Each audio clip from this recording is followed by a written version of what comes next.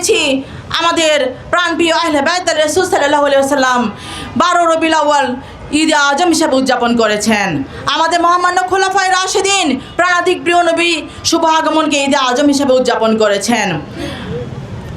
মহান মাকবুল সাহাবায়ে কেরামগণ প্রাণাধিক প্রিয়তম নূর নবী রাহমাতুল আলামিনের শুভ আগমনকে ঈদে আজম হিসেবে উদযাপন করেছেন।